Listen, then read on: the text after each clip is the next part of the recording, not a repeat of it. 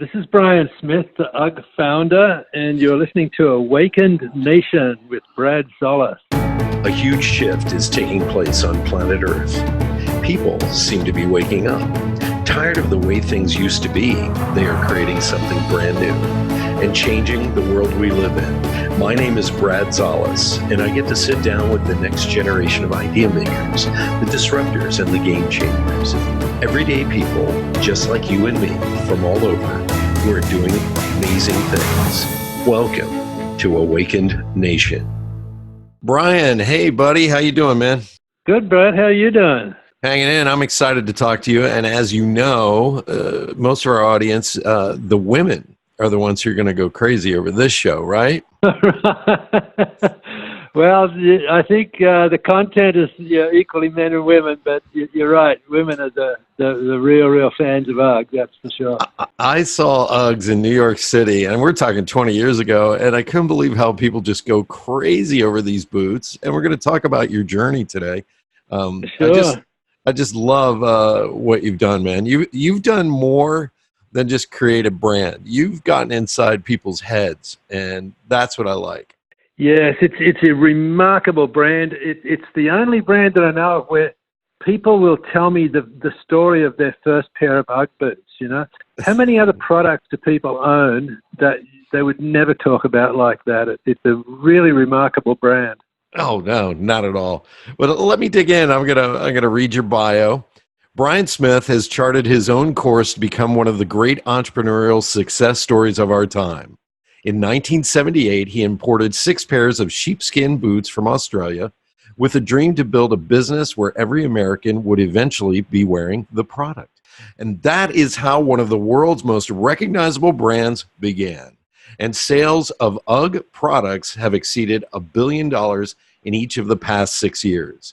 Today, Brian enjoys guiding entrepreneurs and business professionals on their journey to success by sharing lessons he learned while building the Ugg brand. Please join me in welcoming Mr. Brian Smith. Here I am. Dude, hey, let's go back to 1978. I want you to paint this picture. You're at UCLA. You're a surfer. You graduated in Australia, came to the United States. You were lined up to be an accountant, but that didn't feel right. Am I right? Yeah, I quit the day I graduated as a public accountant because I hated it so much. And it was during, meditating one day when I was trying to think, okay, what do I do with my life, that I thought, damn, all the big brands are coming out of California. I'm going to go to California. I'm going to find the next big thing and bring it back to Australia and make my fortune. And within weeks, I was just, arriving in Los Angeles, had my surfboard and my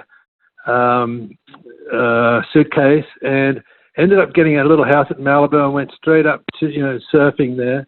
And it was probably 3 or 4 months into that where I was meeting tons of people, but not finding the next big thing. And then it was October and November, and the wind was getting chilly and the water was cold. And I remember finishing a surf and pulling on my sheepskin boots that I'd brought from Australia, and I had this massive goosebump dose again. And I went, oh my God, there are no sheepskin boots in America. And so the big aha wasn't finding the brand in America and taking it to Australia. It was the opposite. So I just started, I did a little research and found a manufacturer in Western Australia and bought 6 pairs of samples from him. And that was really the birth of Ugg. Wow. So you're basically listening to Pink Floyd, surfing during the day, trying to figure out life. Yeah. And you put on your boots and you realize, I think this is the power of an entrepreneur. An entrepreneur sees holes. They see holes in the market. They see a product missing, and they want to solve a problem. And you, coming from Australia, you already had these sheepskin boots everywhere in Australia. Am I correct? Yeah, well, 1 in 2 Australians own some sort of sheepskin footwear. So to me, this was a no-brainer. Like, I'm going to be an instant millionaire. You've all heard that before. Yeah. But I really thought this was going to be instant. And what I didn't realize, though, and this is a big lesson for entrepreneurs. There's a certain amount of ignorance required to be a good entrepreneur. Because if you knew everything that was going to come up, you wouldn't start.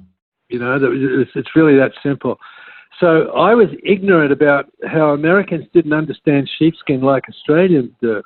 And so what I thought would be a slam dunk turned into this horrible problem of confronting all the shoe stores where, oh, you're crazy trying to sell wool in California, whereas Australia's climate's the same as California.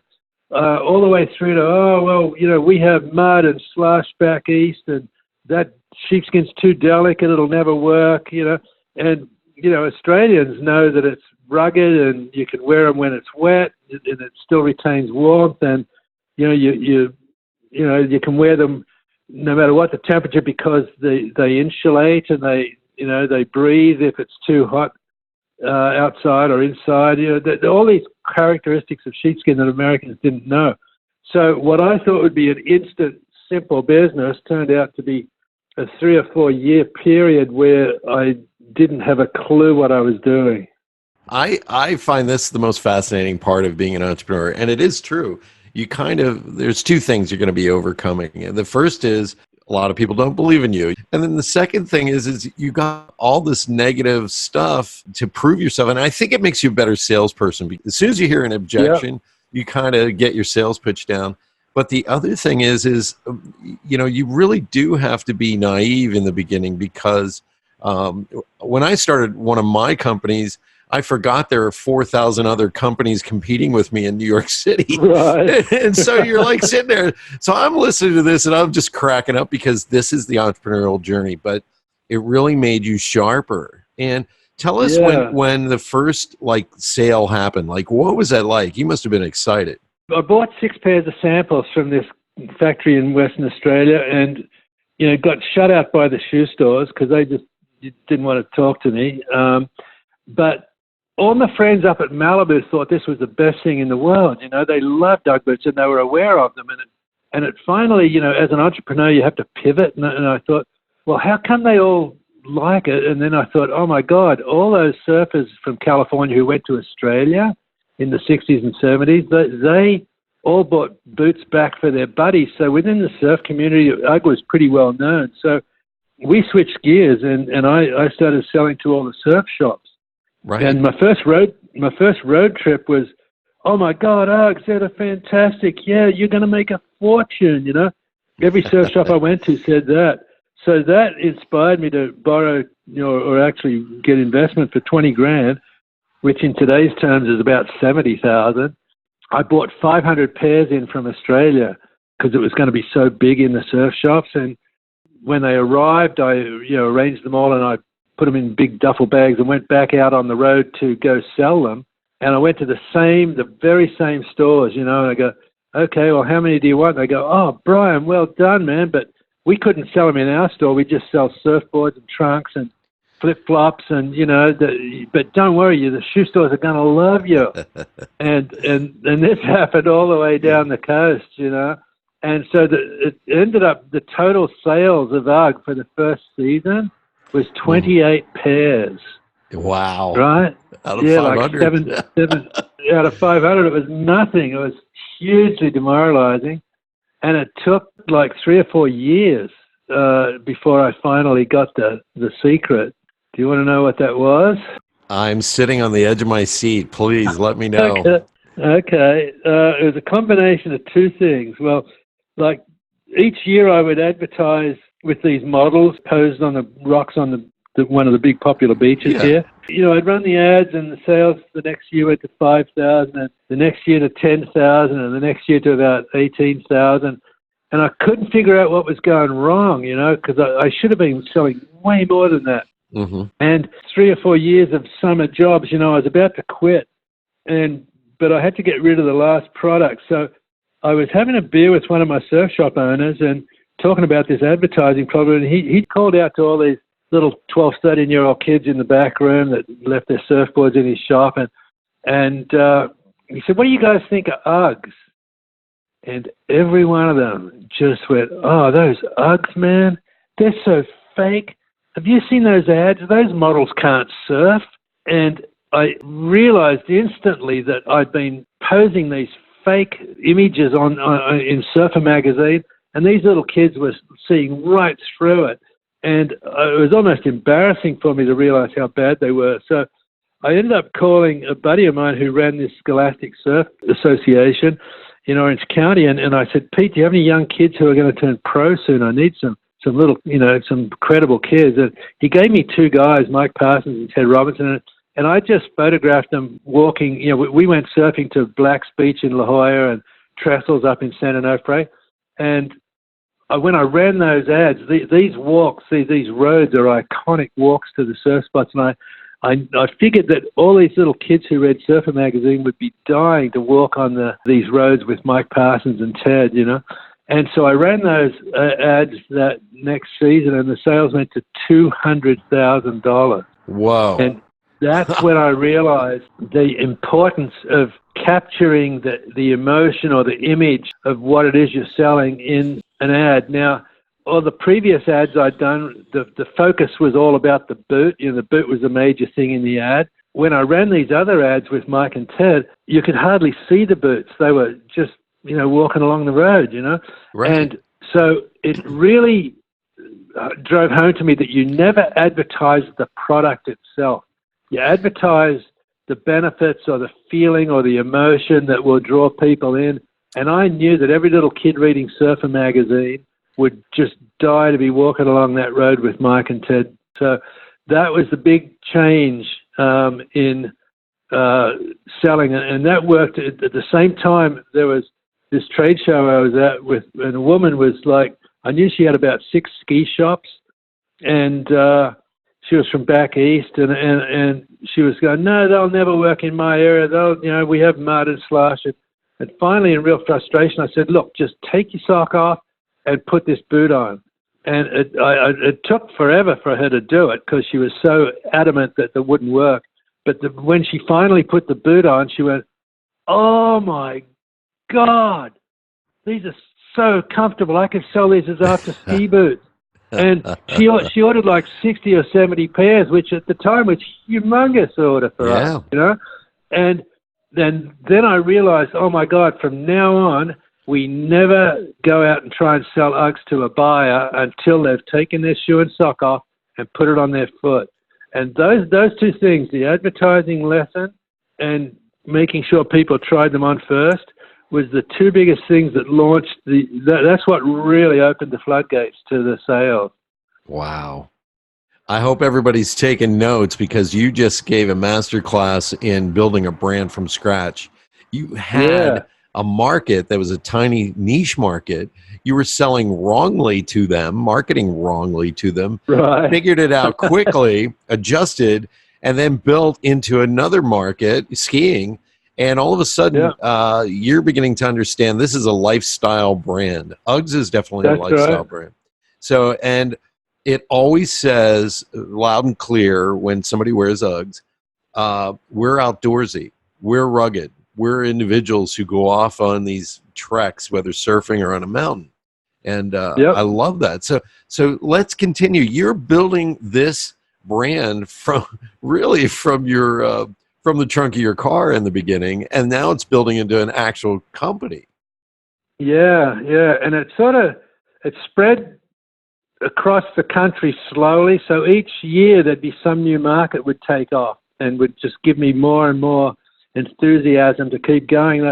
The difficult one was back in the Midwest and back east because they really, if it wasn't rubber, like Sorels, they weren't interested in any sort of boots, and trying to convince them that they would work was difficult. But how I got around that, I figured out that like no kid in Minnesota reads Surfer magazine, right? But they all read hockey and they play hockey. And I figured all the moms have to take their kids to the hockey rink and sit in the rinks while it's 44 degrees, And so I started advertising to all the young hockey market by picking out a couple of young pros, and the same principle worked in every market that I went into. And so it ended up the moms had to buy the kids' boots, the Ugg boots, but while they're doing it, they're thinking, man, these are really cool. I might get a pair for myself. And so that began the big push into the women becoming very strong advocates of UGG. And so eventually we got the whole country covered in the sporting goods areas, but I wanted a much bigger image, so I created the term casual comfort, decided I'm going to try and publicize this as a comfort brand rather than just a surf brand or a ski brand or a hockey brand. And I wanted to get on the cover of the main page of USA Today, because I figured that would be the biggest expose for this casual comfort image that I wanted to show. So I hired a PR agency, and it took a couple of months to put this program together. And I'd made an appointment with the fashion editor at USA Today. And when I got there, she'd sort of double booked her appointment. And so instead of having, 45 minutes, I had 5 minutes. And I as a sort of a knee-jerk thing, as an entrepreneur, when you hit a wall like that, you have to think quickly and pivot. So I pulled out a folder of all of these celebrities that had been seen wearing Uggs. And one of them was Pamela Anderson, who was on Baywatch. And there's a photograph of her standing on the beach with a script in her hand and wearing Ugg boots, the big tall white Ugg boots. And as much as I didn't want to use that because that's not really how Uggs are worn, this fashion editor grabbed it out of my hands and took the name of the photographer. And anyway, to cut a long story short, the next day in the front of the lifestyle section was this huge article on Ugg and the sheepskin industry and how it was taking over, the comfort footwear business in America. And believe it or not, when I got back to San Diego that next day, I found that shops from all over the country were calling up asking how they could stock Ugg boots, and consumers were calling up saying, where's a store in my area? So it was that, bottom line is that huge urge to make a casual comfort thing and get it into USA Today was by far the biggest turning point for Ugg, because then it became not just a surf boot or a ski boot, it became a casual comfort item of footwear, and anybody could wear it. I love this about you because you actually created a brand new category. And for those of you listening in, this is around the time when they started making hiking sneakers, because casual comfort was like a thing. So before this, if you wanted to go hiking, you had to buy hiking boots. You couldn't get these newfangled sneakers that look like hiking boots. And along comes Ugg right in the middle of all this and wedges themselves in and dominates. You know what I really found fascinating that you were just talking about, and I realized this, Brian, because I've known you for a few years, and this I didn't even know this. Uggs really started out as for men. I mean, it was both men and women, but it didn't take off as a female brand until you got into the skiing and the hockey and all these other areas. I find that fascinating that you were able to pivot at such a level. I mean, this is smart. Yeah. This is smart stuff. Yeah. It wasn't really well thought through at the time, but in retrospect, it was brilliant. But I can't take the credit for it. The product just got into the market and evolved itself. Everybody who bought a pair would talk to their friends about it. So the word of mouth was really, really powerful. And even today, when I go to, when I finish up a talk or a speech, because I do a lot of keynote speaking now to entrepreneurs, I would say half the audience would come up to me afterwards and tell me the story of their first pair of Ugg boots. It's just fascinating how endemic it is to what an emotional product it is to everybody. Oh, through the years, I mean, I've bought girlfriend's Uggs, my wife Uggs, things like this. Right. And it's like magical. Christmas morning, they just they light up like a Christmas tree, and it's like your love is rekindled. Guys, buy Uggs every Christmas. Do it. Or birthdays. It's amazing. It is amazing, and I want people to understand this. You were driven by a passion for this. It wasn't, hey, I'm going to build this big company. You started out bringing a product to America that you were passionate about because it kind of really fit into your lifestyle. I mean, you were already a surfer. Yeah, I already brought. I mean, I brought my own with me before I even considered making a business out of it. And yeah, here's the thing I want to really point out about this. I can tell you this, Brian, and you are allowed to laugh at me over this. But through the years, I would have a passion for something, and I wouldn't invest in it. Or I'd love something, and I'd be like, and you're taking your lifestyle and putting it on the line. You believed in this. Uh-huh. You believed in this product. You're living it. And it kind of, to anybody listening, it's like you're almost like the accidental entrepreneur. It's like it just right there. It is right in front of you. Boom. And that's it. You took off with it. Yep. And there were lots of reasons or lots of times I wanted to give up, when it got too hard. But I just kept thinking, no, 1 in 2 Australians has a pair. It's not the product. It must be me. And I kept coming back to that over and over again. It's not the product. It must be me. And that's what made me want to get better and better and try. Because, the bottom line, any entrepreneur who grows a business doesn't do it by doing all the right things. It's doing anything that's possible. And when it doesn't work, it's figuring out how to get around what doesn't work. That's the greatest trait of any good entrepreneur, is being able to hit the wall and figure a way around or up or over or under the wall to get to where they want to be. That's by far the strongest trait of an entrepreneur.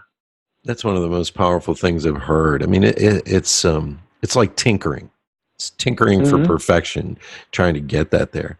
Now this wasn't all easy along this road. You had a bumpy time with partners coming in, and I believe you had been ousted at one point, and you had to hit the road again and do sales again.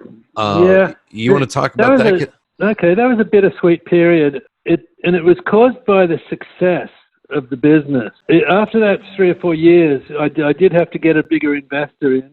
I bought the original one out and got a bigger investor, and then I had to buy them out and bring in a bigger one. And then there's a period where I got these 3 other investors, and we're going to start the next iteration of Ugg, again, because they had more money to buy more product, which was always what was stifling me.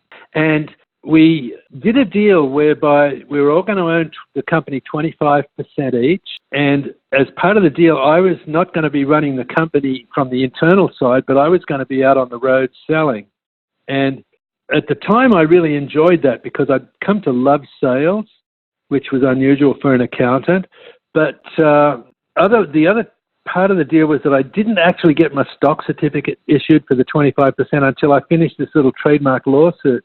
And I knew I'd win that, so I went ahead with the deal. And so immediately we moved all the product up to Anaheim where they were based, and we set up the warehouse there, and I went back on the road, and I went down Beach Boulevard to Huntington Beach, and one of my surf shops, and I walked in and, "Hey, Chris, how you doing?" And he goes, "Hey, Brian, I heard you sold the company." And I went, "What?" He said, "Yeah, I called in an order, and they said you don't own the company anymore." You said, "You're kidding me." They said that? And it was devastating to me. I went next door to the Shell gas station after I finished, and I called up Anaheim. I go, what the hell are you guys talking about? And he said, well, Brian, you don't own the company until you finish the lawsuit. And I immediately hung up, and I went back to San Diego, about 100 miles, and I pulled out the contract, and I read it, and I reread it, and I said, oh, my God, I really don't own the company until I finish that lawsuit. And I went into this huge depression. It lasted 3 or 4 days, and eventually, I was, remember one night, just lying on the back on the floor watching TV, and my wife was on the couch, and the show finished, and I rolled over on my stomach, and I got up on my hands and knees and started crawling to bed. And my wife, who's really quiet, she just went, "You get up now and walk to bed like a man," and it shocked me. And I started to stand up, it was like I got back into reality, and it was like this fog, cleared, and I thought, oh my God, there's so much more to life than this crappy little sheepskin company.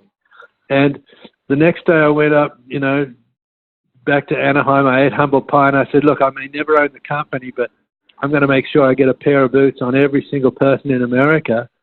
And so I went back on the road, And, got back a month later, and, Neil, one of the partners, handed me a check for $5,000. He said, "That's your commissions." And that was like the first money I'd ever pulled out of the company. Wow. And the next month I got a check for $10,000, and the next month a check for $10,000. And here I was out on the road with all my friends, all the surf shop owners and the surfers, and I was playing golf with them in the summer and surfing, and it wasn't even work, and I'm getting all this money. And I came up with this theme that's in my book, which is that quite often your most disappointing disappointments become your greatest blessings. And here was a case where, I thought I'd lost the company, and I sort of had for a while, but I'm making all this money and having a great time. And so that went on for 3 or 4 years. And ultimately, I'm not going to go into this, but, one of the partners bought out the other two, and then he died, and we'd had life insurance policy in place, and I was able to buy the company back 100% from his widow. So, quite often, the greatest philosophy about your most disappointing disappointments becoming your greatest blessings is it's happening over and over and again in your lives. And when I tell that story from the stage, that's the one most people identify with, because they all have had disasters. And I asked them, look back a year ago and now tell me, was that a disaster or was that a great blessing? And they always put their hand up and say it was a good thing. I hope everybody's taking notes, because I think every great entrepreneur goes through this. You get knocked down on your butt, and then you got to stand back up and get into it. And I don't know about you, Brian. And by the way, everybody, please pick up his book, The Birth of a Brand, Launching Your Entrepreneurial Passion and Soul by Brian Smith. This is something where you get knocked down. This happened to Steve Jobs. He got ousted. And it turns out to be a blessing. A lot of times people judge a situation too quickly. You lose something, and then it actually opened up your life to something better. And by the way, getting a $5,000 and $10,000 check back then, that was a hell of a lot of money, bro. Oh, it's huge. Yeah, no, it's huge. I'm cracking up here. So you overcame all these odds and kicking it up a notch to this next level. So what's it like to walk around and see the Ugg brand pretty much everywhere? Oh, I love it. I mean, I'm still in love with the brand, and even though I've sold the company, I'm still a great ambassador by all the speaking and the book sales and everything like that. But I mean, I walk along the street, I see a person in Uggs, I always sort of walk by and I turn around and make sure it's the proper Ugg logo on the back of the boot. Yeah, you're one of those. Inspector number 20. Inspector number 22 is the... Yeah, it's really funny, but I just make sure that I'm one of the nicest compliments I ever had was I was in Harrods in London a couple of years back, right? And they just put out the brand new fall selection of Ugg boots on this humongous big round table, and I was just milling around looking at them. I was on vacation at the time. And this beautiful looking tall black guy approached me, who was, the salesman there, and he said, "Sir, may I help you?" And I said, "Well, this is probably too much information, but, I'm the founder of this company." And he goes, "Oh my God, you're Brian Smith, the surfer?" And that was like, because the website for Ugg starts off, in 1978, Brian Smith, surfer, brought 6 pairs of boots to America.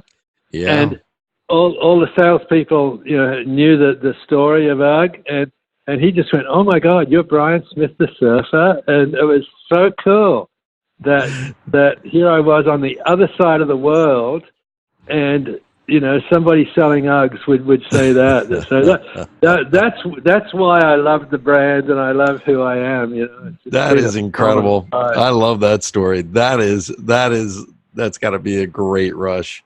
Yeah. Now you're a keynote speaking now, and I love this because I remember when you were really starting your keynote career. Right. And now that's when we met. Yeah. Yeah. And now I'm looking at this and you're so damn polished, man. And I'm watching the quality of what you're doing and the shifting of your message. And I think what you're doing is extraordinary because You've lived it, and you could sit on your ass and play golf all day. You don't have to Yeah, do this. yeah. And instead, you're still surfing and you're still teaching.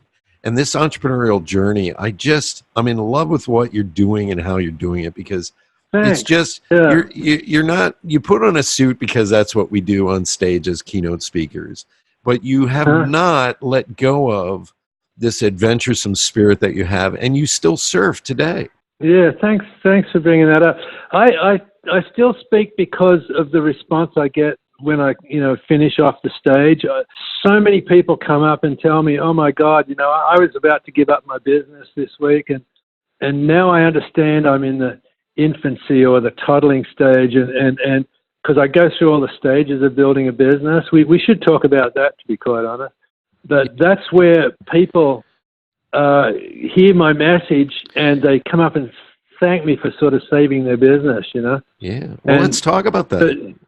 Okay, well, the theme of my book, again, it's the birth of a brand. The theme of the book is that you can't give birth to adults.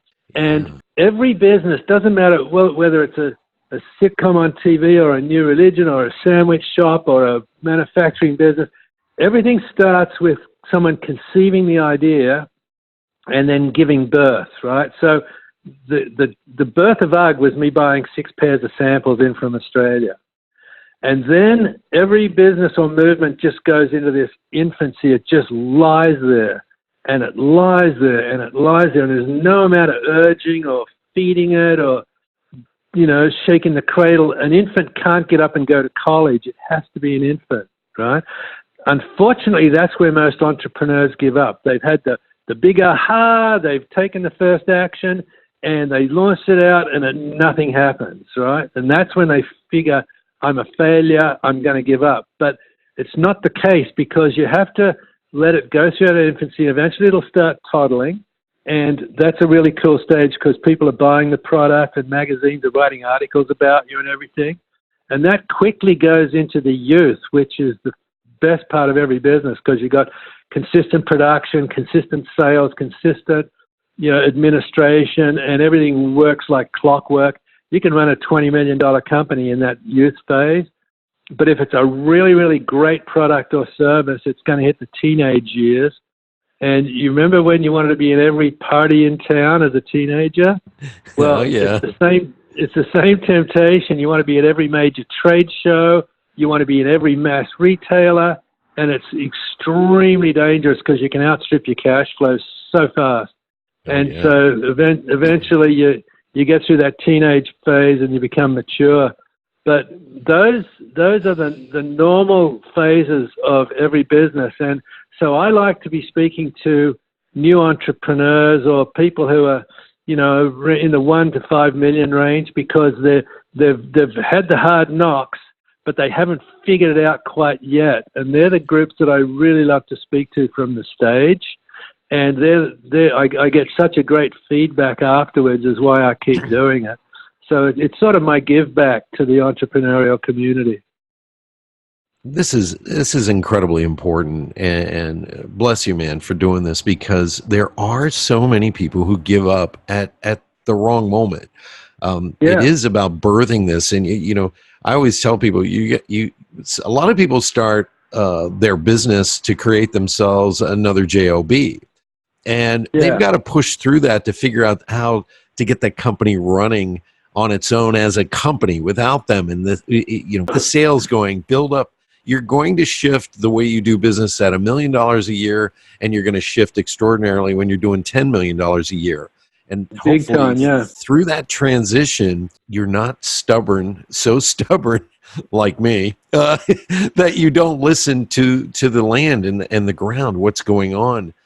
Like you, I love the fact that it shifted from a male surfer dude to really the female market saturated the heck out of this. And then now you're operating at a completely different level when you have business partners and you have investors coming in. And now the brand, going from the mom and pop stores and the surfer shops to now getting into major retail outlets. This is a powerful, powerful story that you're telling. And more entrepreneurs need to hear this. So I love that you're getting out there, man. Yeah, that's good. And the reason I wrote the book in the way that I did, it starts out like with the aha moment. and ends with the sale of the company. So it's like a roadmap for entrepreneurs at all different stages, because it goes from the beginning of the infancy all the way through the teenage years, and how I almost lost control a couple of times of the company in that period, all the way through to the sale of the company. And it's a fantastic roadmap, and no matter who's listening, you will be at one of the stages that I was in that book. So it'll be very appropriate for anyone to read that. The Birth of a Brand. Pick it up. Brian, how do we get a hold of you? What websites and emails? Where do we go? Yeah, okay. My website is Ugg Founder. That's UGGfounder.com. And the book's available on Amazon. It's called The Birth of a Brand. And I've also read the audio version of it, so you can hear 20, 30 hours of me talking if you want, which is really, a lot of people love the accent. Americans, we're sucker for the accent, bro. I'm telling you, we really are. It's great. It's great. Yeah. Brian Smith. If you need a keynote speaker that kicks it up a notch, this is the guy, because he's living everything that comes out of his mouth. That's what I love about it, man. And you can get my email address from the website and contact me that way. I'd love to come speak to your group. Excellent. Thank you. Now we're going into the lightning round here on Awakened Nation. I always ask 3 questions that get our listeners to go a little deeper with my guests. Are you ready, my friend? You ready? I have no idea what's coming, but yeah, I'm ready. My first question is, what is it about you that we don't know that might surprise us? Well, my greatest achievement is that I coached San Diego State rugby team when I first came to America. That was 40 years ago, 1979. Wow. And after 5 years, we won the Nationals, which, they were about to give up when I first met them, and we eventually won the Nationals. But that's only the tip of it, because when about probably 10 or 12 years ago, I was driving down the freeway here in San Diego, and I saw these rugby posts at a big sporting field. And I went, what the hell is that? And I went back and got out of the car, and I walked on the field, and I saw, the under 10s and under 12s and under 14-year-old rugby kids. And I looked at the coach of that field. Oh, I coached him at San Diego State. And I looked at the coach on the next field. Oh, I coached him at San Diego State. And I looked at the referee. Oh, I coached him at San Diego State. So here was the next generation of rugby players, and it's now the fastest growing sport in Southern California. Yeah. And then tonight I'm taking my grandson to his first practice. He's 6 years old. And so now there's 3 generations of rugby, and way back in the day I played against England and I played against the New Zealand All Blacks. So it's like 4 generations of rugby all happening. So that nobody knows that. So that's probably my greatest achievement. That's incredible. That's fantastic. 3 generations of rugby players there. Yeah, it's pretty cool. Incredible. My second question, I may know the answer to this, but what's your favorite album of all time? Oh, it has to be Dark Side of the Moon. Floyd. That is, I don't think people understand the mindset that was going on in the 70s. And the Dark Side of the Moon really just, it's a period piece. And when you listen to it, it echoes within the power of the sounds and everything. Yeah. And it literally, Ugg would not exist except for that album, because I heard the words, tired of lying in the sunshine, staying home to watch the rain. You are young and life is long and there is time to kill today.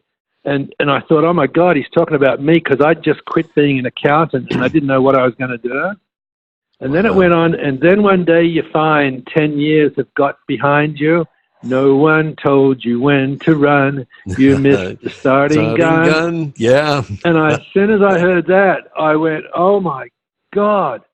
That's when I realized I spent 10 years being an accountant and hated it. And that's what got me on the plane to America, to look for the next big thing. So Wow. Pink Floyd was instrumental. Without those words, I don't think I would have made it to America. Wow. Pink Floyd, man. Yeah. That's an incredible story. Yeah, those lyrics are just powerful, powerful lyrics when you really think about it. And what he was going they're all through. about life, yeah. Oh, Yeah. they are. Deep Huge. stuff. And my last question for you, my friend, is at the end of this life, what would you like to really be known for?